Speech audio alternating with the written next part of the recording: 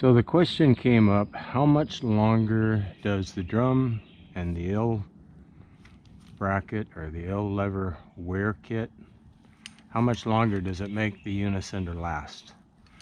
And the answer to that is I don't know.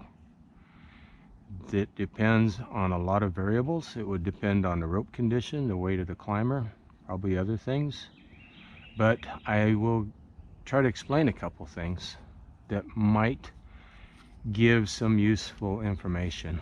So if I were to try to use the squeeze mode in a single rope configuration, which is not advised at all and essentially doesn't work, but if I try to do that, when I squeeze this down, I'm changing the position of these plates, but all of the friction is on those small wear points on each one of those plates. So there'd be 2, 4, 6, 8 small little wear points that are getting, in my case, 200 pounds of load applied and friction. So that's a lot of friction on those small little plates. Now, if I use it in a doubled moving rope configuration where I have both anchors in my hand and a support point up there, if I do that, it's the same kind of thing, except now I might have half my weight, maybe a little less than half my weight, depending on the amount of friction that's above me. But again, half of that, in my case, up to 100 pounds, is going to be on those small plates. So when the Unicender is going up, you can see how that configuration has changed. When I'm in the compressed, so this is what I would call squeezed. When you squeeze it, you can make it move. You're changing the orientation of all of these plates. Sometimes you'll see, depending on the rope, you'll see some of them stretch out, but you're changing the orientation of those plates. So when I'm in a compressed mode, I'm taking all of those and I'm basically putting them all in alignment with the rope. So now when I go down, there's very little friction on those small points. And I'm going to measure that in a minute.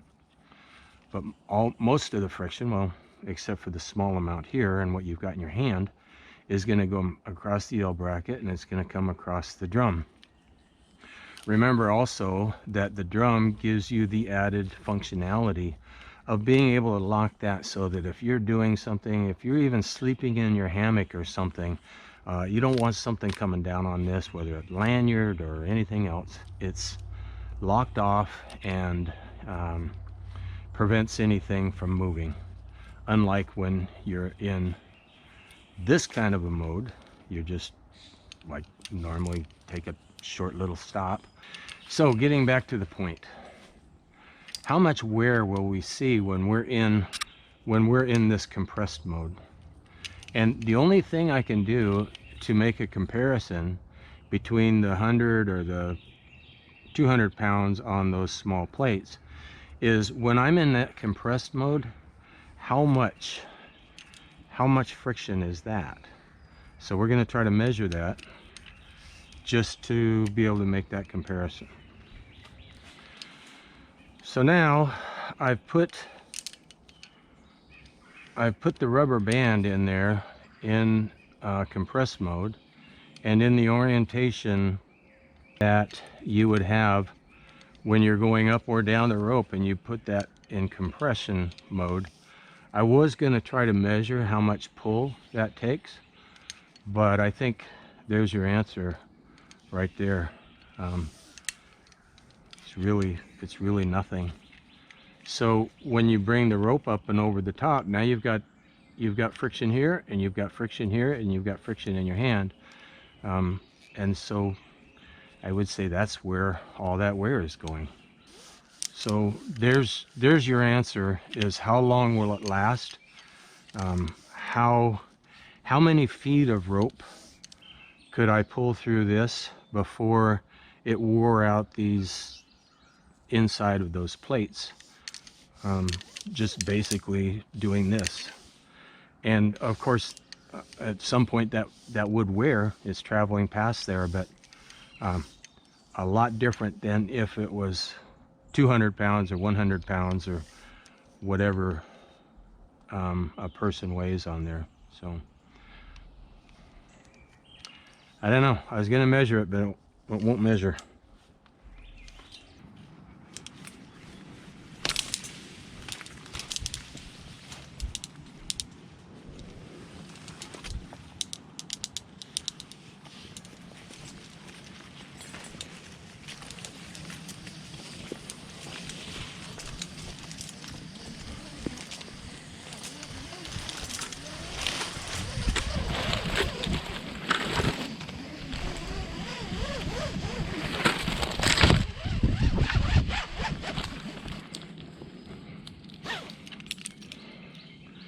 That is hot, and that is hot, hot, hot, hot. These are not hot. That one's warm. I can keep my hand on it. That's hardly anything. And these are still too hot to touch. Kind of tells me where the friction is.